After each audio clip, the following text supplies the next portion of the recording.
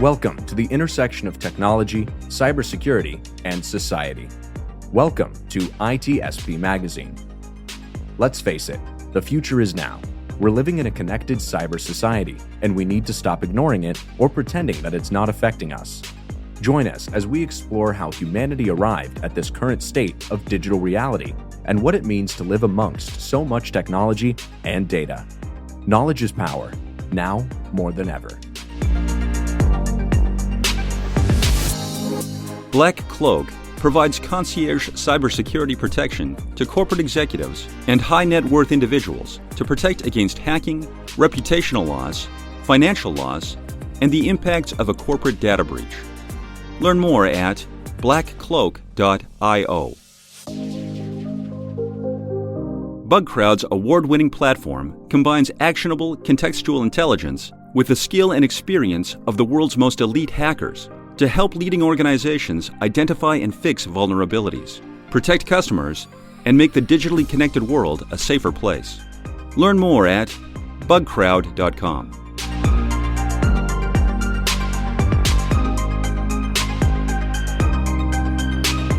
All right, here we are. We're on Redefining Society, and for the people watching the video, you'll see there is two people here, and it's not just me and Sean, as often happen. It's actually a guest, David Waugh, join me. How are you doing, David? I'm doing well. Thanks for having me, Marco. Very good, very good. Just want to make people listen in the audio only that you're here. So a little introduction about what we're going to talk about. So it's Redefining Society, where we look at how technology is affecting society in the good and the bad, and how maybe cultural changes are driving technological changes, or as many times happen, is the other way around. And often we talk about education. It's a big part of our society. It's a big part of, of course, educating the next generation. And oftentimes technology, it's part of the conversation. And when technology is part of the conversation, I think David will agree with me, cybersecurity, it's going to take a slice of the picture, of the action.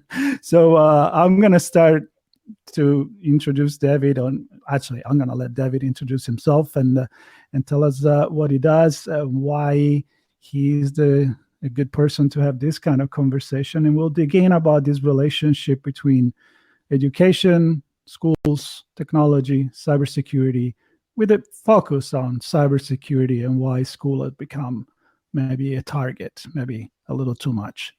David, up to you. Thanks, Marco. Pleasure to be here this afternoon. Again, my name is David Waugh. I am one of the founding team members and the chief revenue officer of a company called Managed Methods, Inc. Managed Methods is a company that's dedicated to cybersecurity, data protection, and student safety, specifically for K-12 educational organizations around the world. We're based just outside of Denver, Colorado, in the foothills of the Rocky Mountains at a place called Boulder, Colorado, home of the University of Colorado at Boulder. And we've been in the market, going on 6 years now. And again, we're focused on this topic, cybersecurity and student safety and data protection for our school systems, public, private. We work with them all, big, small. Everybody's impacted by it. So that's why I'm happy to have this conversation about this topic, because it's very near and dear to me, not only for my day-to-day business, but in my personal life. I have children, like many of the audience members I'm sure do. My wife works in elementary education. I have a high school boy and a middle school or junior high, depending on what part of the country you are. But she's in the system as well. And, between the two of them, I see technology in action nonstop. And so it is a very, very important topic. And like you said, Marco, yes, you cannot have a conversation about anything technology related these days without bringing in the conversation of the cybersecurity angle. Yeah, as a matter of fact, when we started ITSP Magazine, it was the relationship intersection between society and cybersecurity, and we added technology in general. And at that point, said we can talk about anything. I mean, literally anything at this point, because every company is a technology company nowadays in a way or another. And again, if you're in technology, there is a cybersecurity. Now, I'm wondering if a lot of people listening that are not in the cybersecurity industry may be wondering why it's such a big issue that there are companies like yours that are specializing in this, and why maybe, and I'm saying, reading the news and everything, you don't really hear much unless something really bad happens. So how much is this a relevant topic for schools and institutions versus what could be the impression and the overall feeling of the regular people, even if they have kids in school? I mean, why don't we talk about this more, and why do we need to talk about it more? Well, I think the first way to position this is why it's relevant to everyone in society is, at least here in the US, everybody pays taxes, and tax dollars go to fund our public schools. And in some cases, that money trickles down into the private sector and private schools and other areas. I think that a lot of people take for granted if they don't have children, like, they don't pay attention to the topic of schools, but in some way or form, it always comes back to impact our society.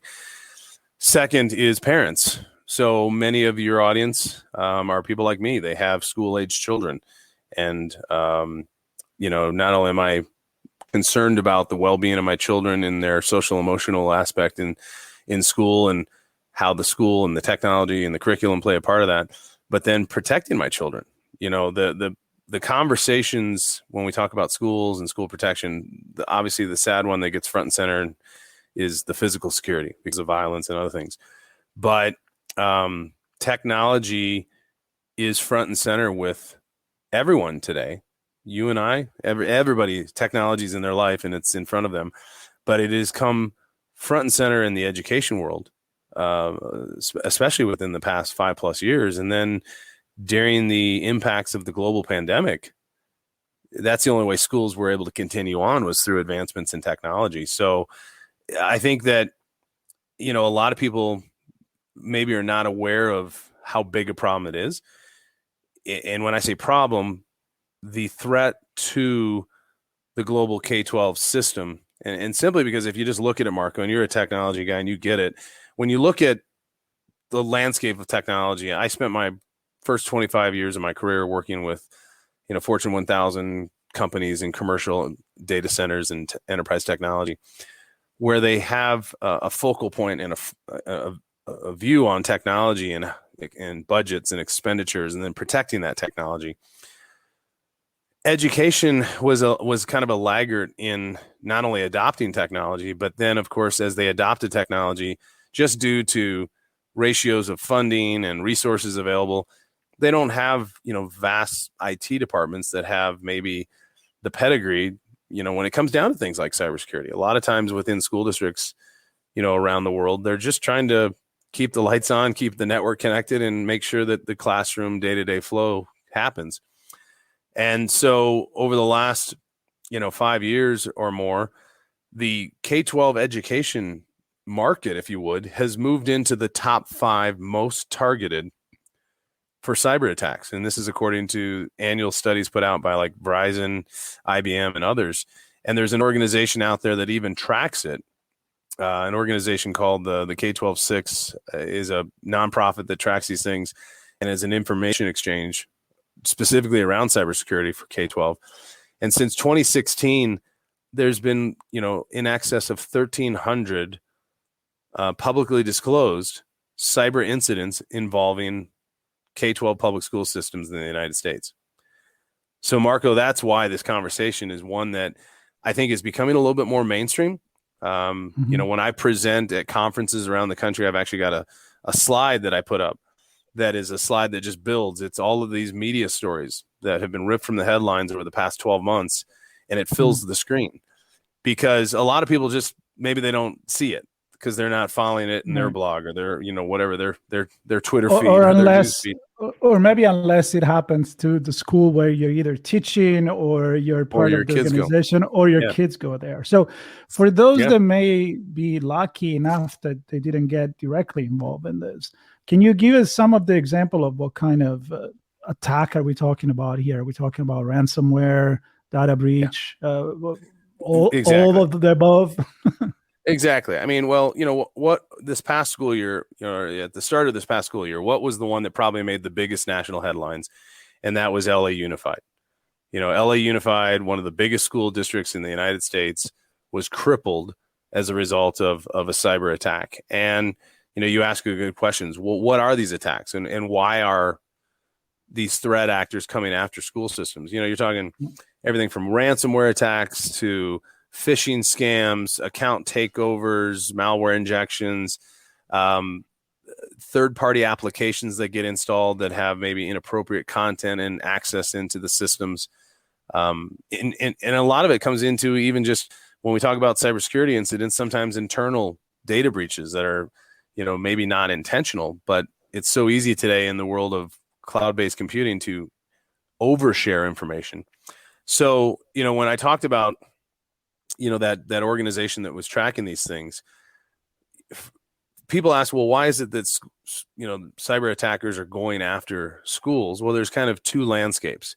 One, ransomware, money, and two is data.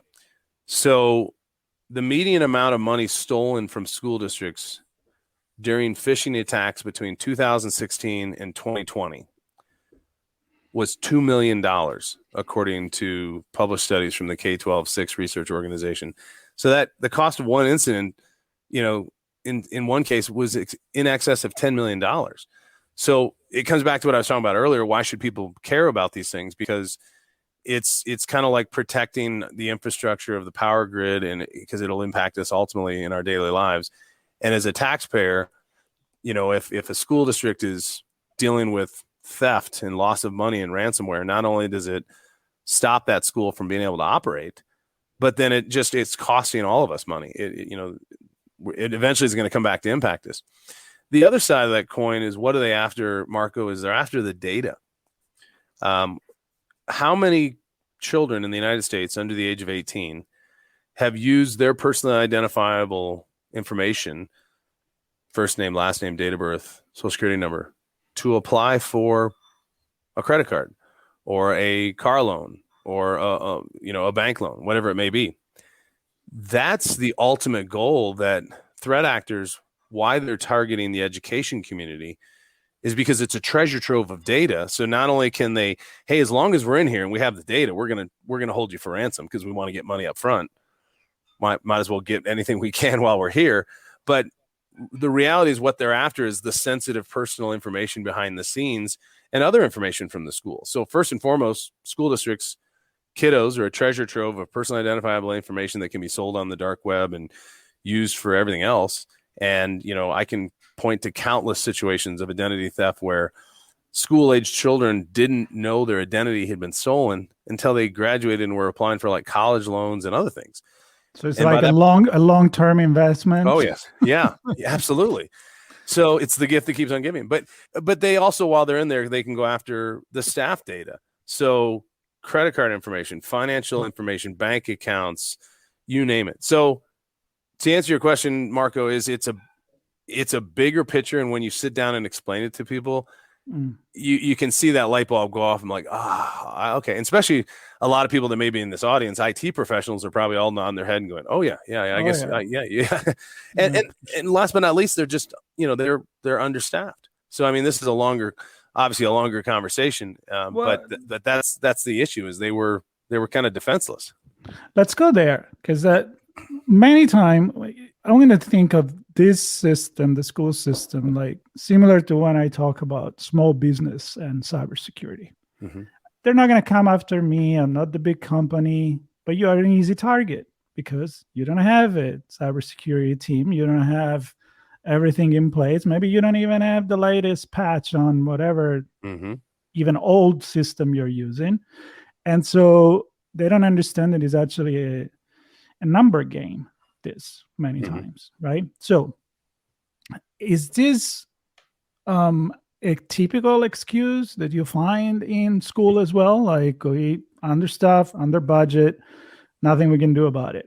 Or who is it going to pay for this, right? Or if something happened, who is going to cover the cost of the rebuilding? Exactly. Or so let's get to the next, like, stuff happened.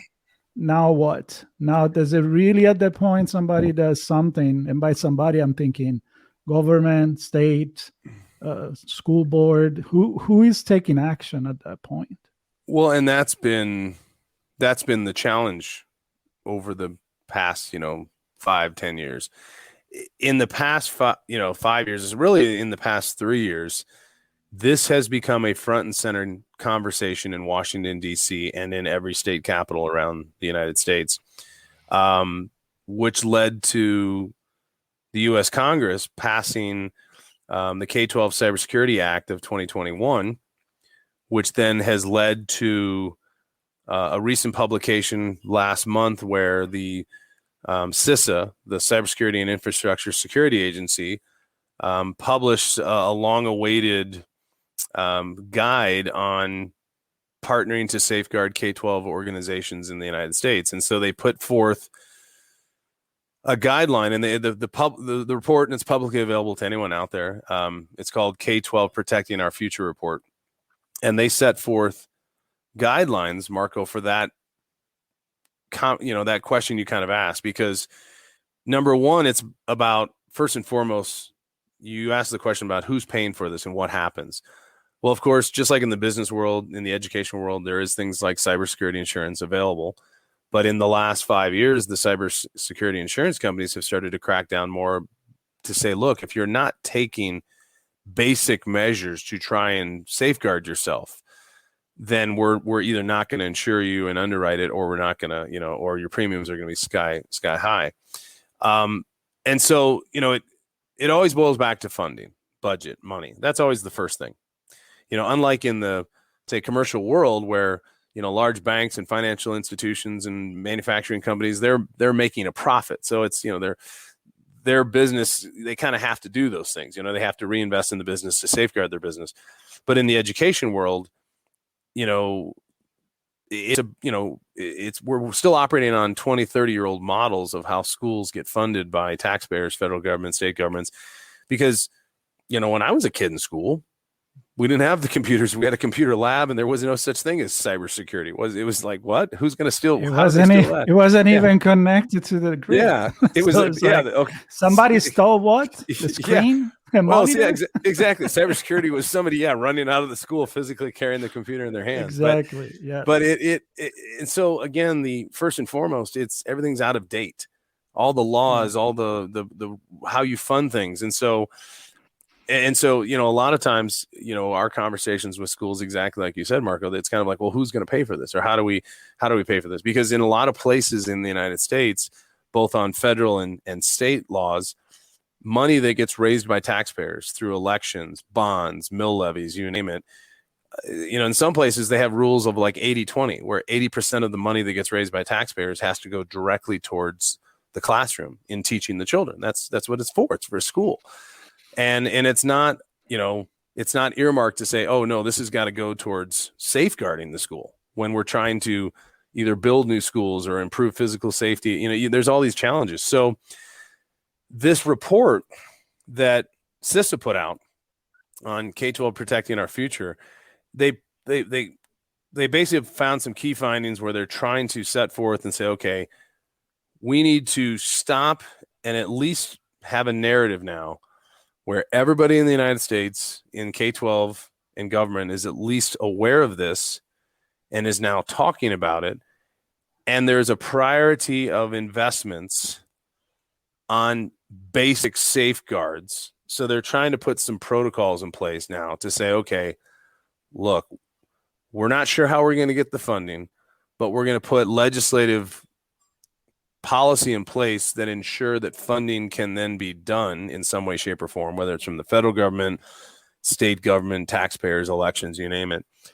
And then they're laying out rules to say, okay, we have to put basic things in place like multi-factor authentication,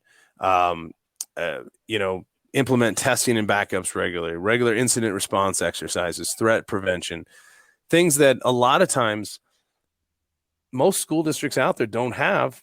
And in a lot of cases, it's because they don't even know it exists. Because, Marco, if you go into some schools in the United States, 80% of all school districts in the United States are less than 5,000 enrollment.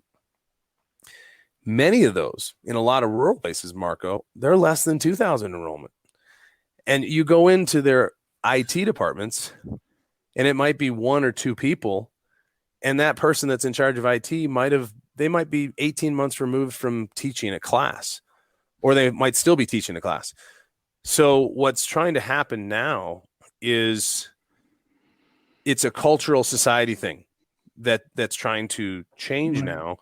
And finally, the federal government and state leadership in state governments are starting to listen to education organizations, nonprofits, vendors like us. They're starting to finally listen and wake up to it and say, okay, we need to at least put some policy in place, start a narrative, make some recommendations, and then figure out where to go. Now, of course, the report that came out from CISA is merely right now a report with some key findings and some basic recommendations.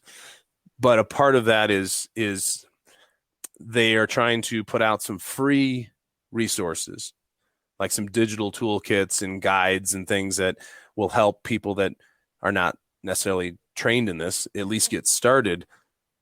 But it's still, there's no funding for it. Meaning it's not like this report came with, oh, hey, by the way, based on the size of your school, you're going to get a grant for X amount of dollars. That's not there yet, but it will get there, because the more we have these conversations, it eventually will get there. It's kind of like the conversation of, helmet laws for motorcycles and seatbelts for car drivers. How long did that conversation happen? And ultimately enough studies and facts and things came forth, whether you believe in it and agree with it or not, doesn't matter. But eventually enough conversations happened that finally, as a society, it changed. Now, again, there's still people that won't put their seatbelt on and wear a helmet. But point being is, at least now, this was a major milestone to have the federal government not only pass the act, Cybersecurity Act for K-12 of 2021, it was the first of its kind, but then now for the leading agency in the United States, the Cybersecurity Infrastructure Security Agency, CISA, to now say, okay, we have a whole dedicated team to this now, and this is going to be a mission moving forward. And now it's got to trickle down to the states. Society will change. Ultimately, society will become more savvy, because if you look at society today, you and I,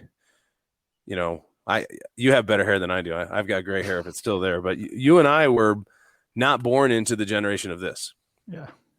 As you and I were kind of talking off camera before we got started, and for those listening, this is a smartphone. Yeah. Oh, yeah. Yeah. Sorry. I raised up my. It's iPhone. Okay. I need to tell the movie. That's right. People don't listen. But I mean, to many of the listeners or viewers, or however they're enjoying this today, is there's going to be all different ages, just like within our company.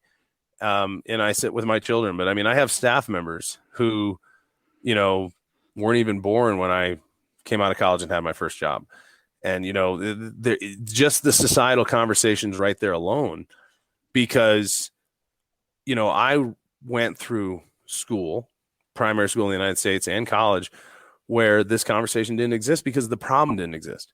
No. And now you fast forward, and I think as our society ages, meaning more of the younger generation that has been born into and has grown up having the internet, smartphones, tablets, laptops, being able to connect from anywhere, work from home.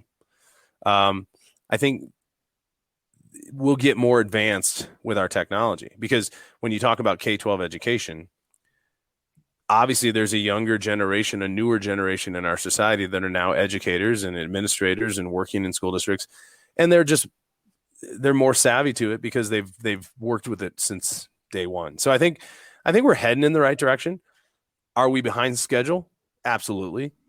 I think the reason K-12 hasn't gotten as much attention, even though it's now in the top 5 most targeted of cyber attacks, is just simply it's not as glamorous in the headlines.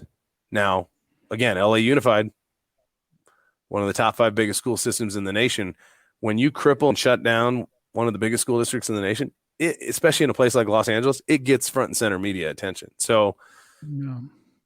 But like, talking about society, I mean, we always talk about there is a breach and people are alarmed, and then we forget about it. We move on with our life. And then in the industry, we always say, we're waiting for that big event that is going to change everything. Now, my personal opinion is that big event has happened. They haven't really changed much. I mean, and I'm going to connect with what you say. Someone to follow, sociology and cultural changes. You said something very important. Like technology is way much faster than the societal changes, even less legislator and best practices and making regulation that are going to address that, especially when it's not a business decision. Mm-hmm. So when you go and talk to this school, I mean, who are you talking to? I mean, you talk to politician. I'm assuming you're not talking with a CISO. So actually we are. Well, not a CISO. Oh, okay, good. Yeah, very very few similar schools. Yeah, we're every school district out there has some form of technology leader person. They may be called the director of technology, technology coordinator. You get into the bigger school districts. You get into bigger school districts and they operate just like a business, a corporation. You've got a chief technology officer. You might have some schools, you said a CISO. There are some schools, but I would say very few. You're talking only your largest school districts that have a CISO. And, in fact, one of the biggest school systems in our country, I won't name their name, but we work with them. We have for multiple years. This is a district that has upwards of 200,000 users in the school system between, students and staff. They're upwards of 180,000 kiddos and, 18 to 20,000 staff members. That's like a big corporation. You're talking 200,000 users on computers and a network every day. Mm-hmm. And yet their cybersecurity team consisted of 3 people. 200,000 to 3. And yet you could almost have the same conversation with a rural school district here in Colorado that has 1,000 kiddos and the IT department consists of 1 person. Arguably you could say the smaller school, the ratios are a little bit better. So when we go out and talk to folks, I just came back from a big conference in the state of Texas. I'm talking to the technology leadership of schools. I'm meeting with superintendents, occasionally school board members, but in general, it's usually the heads of technology and then their teams that deal with network computing or operating. Specifically managed methods, we work with school districts specifically to secure their core communication, which is the email and file sharing. So that's either Google Workspace, which is your Gmail drive, shared drives, that kind of stuff, or it's the Microsoft 365 world. So Exchange Online, Outlook.com, OneDrive, SharePoint, OneNote, Teams, Zoom. So we get attention quickly because that's the core communication. And in fact, a school that we're a newer customer we recently bought on board, the superintendent's account had been compromised. And the attackers were using the superintendent's compromised account to then send targeted types of phishing emails to people in sensitive parts of the district finance office about releasing funds or pay funds to these types of things. So we caught that and were able to isolate and understand the incident and help them thwart this attack. So when you get the leader of a school district, the superintendent is essentially the CEO of a school. When that cyber incident is front and center right on their account, you usually can get their attention and have a conversation rather quickly. It got a little too close, right? Yeah, exactly. It got too a little close. too close to home. Yep. Now you got that tension. Listen, Absolutely. I like to, as we're starting to wrap, of course, this is a large conversation that can be even brought to different aspects of, is it about social engineering? Is it about training the people, having technology resolve all the problem that technology and people created, or maybe a mix of the two, which is kind of like my angle usually. Mm-hmm. I always like to end with a look at the future. I'm a technology society futurist by interest, and I love your opinion on how do you see things change as we move forward, and not even go too far, even 5-10 years from now. I mean, are you expecting some regulation to really take place and make a mandate in order to dedicate a certain budget to securing the school because the kids are involved? Do you think it's something that is going to come more from the public, the parents? I don't know. And as you're talking about that, where do you see the risk going? I mean, we're talking about mobile device. We're talking about the structure, the need for renovation of the school itself. So it's kind of like in general, what's your vision for the future of cybersecurity in K-12? Oh, wow, that's a long conversation. That you have 30 seconds. Yeah, no, I feel like we need. We need like a bottle of wine just a an easy well, chair. we could do that again, but just a quick thought. I think I'm frightened that not enough will change. I think that when you say like in the short term, if we talk like 5 years out, I don't see drastic changes happening in the next 5 years. I see more policy. I see more government talk where you'll have the federal government putting out certain mandates and then state governments either trying to go along with it or contradict. And a lot of that, of course, depends on the political scene of our society. Of course. Which it always does. And that's one of the big challenges, of course, with this audience of public education. But I think we'll continue to see technology take over the classroom more and more. We've already seen it. And a lot of that major industrial revolution type shift occurred because of the pandemic. So we saw a whole different way that a lot of schools looked at technology and how they implemented and used technology as a result of the COVID-19 pandemic. But now as we move forward, I think we've plateaued a little bit. I think as a whole society and at least education is like taking a deep breath, like kind of just trying to catch up because there was so much that happened during the pandemic. And now with things like this report coming from CISA, I think that we will definitely see a lot of change in the next few years at the federal level when it comes to policy and maybe suggested regulations. I think we perhaps may see an overhaul to some large national laws like CIPA, the Children's Internet Protection Act, which ties to E-rate funding, which is already right now being debated by the FCC. And E-rate is, for those of you who are not familiar, is money that is provided from the federal government for schools based on telecommunications. But so I think, Marco, to your question, the first amount of change we're going to see is going to be, I think, at the policy legislative level. And then it's going to take some time for that to trickle on down to the schools themselves. But I think we're also seeing a major societal shift right now, an awakening to what we're seeing in mainstream media, and this affects all society, and that is how the government and Silicon Valley are facing off on privacy, social media, what's happening right now with the big, social media giants in front of, Washington, D.C. right now. That is going to ultimately have an impact on how things happen in the schools, because ultimately what drives everything with schools is laws that are set forth by the federal government that apply to funding. And when you basically cut off the funding chain and say, if you don't comply, you're not going to get the money, then things automatically happen. That's how it always works. So I think what we're going to see is, first and foremost, again, policy changes, some legislative stuff.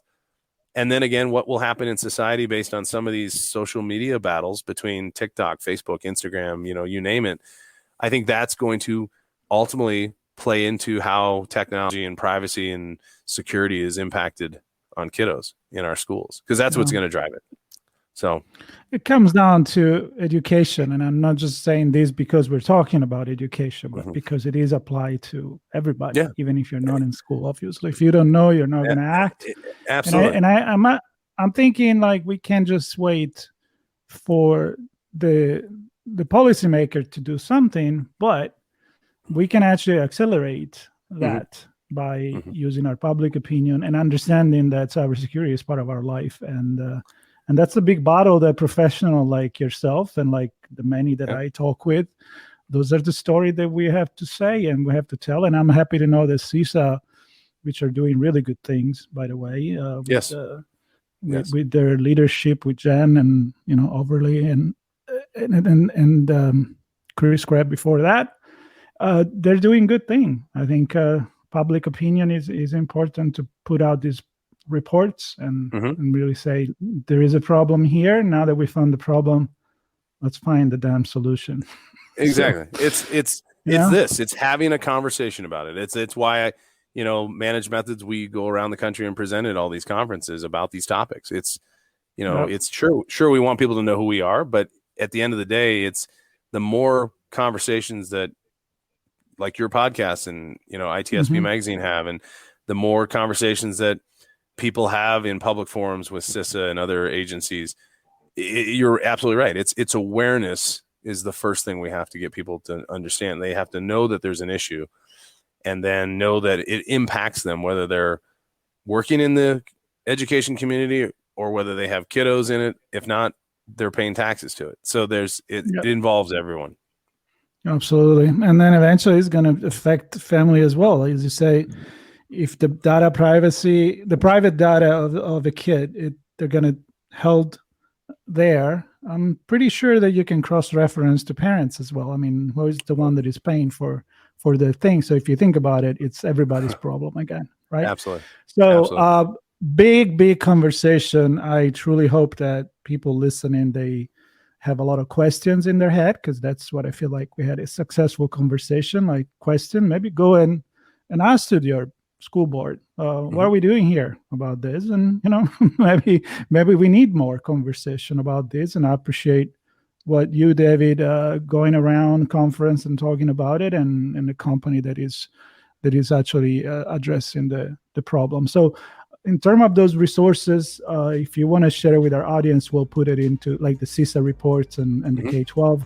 We can put it in the show notes. And that's my invitation to everybody to check the show notes, to get in touch with you, David, if you want to share your social media, your way to get in touch with you, and maybe to learn more about what you're doing for this problem. So thank you very much, David. I really appreciate it. Marco, it's been a pleasure. I appreciate you. Thank you very much. Very cool. Thank you.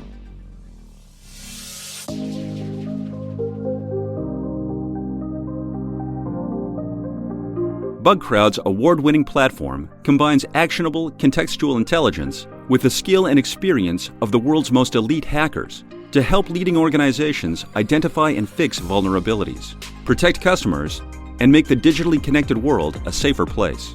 Learn more at bugcrowd.com. Black Cloak provides concierge cybersecurity protection to corporate executives and high net worth individuals to protect against hacking, reputational loss, financial loss, and the impacts of a corporate data breach. Learn more at blackcloak.io. We hope you enjoyed this episode. If you learned something new and this podcast made you think, then share itspmagazine.com with your friends, family, and colleagues. If you represent a company and wish to associate your brand with our conversations, sponsor one or more of our podcast channels. We hope you will come back for more stories and follow us on our journey.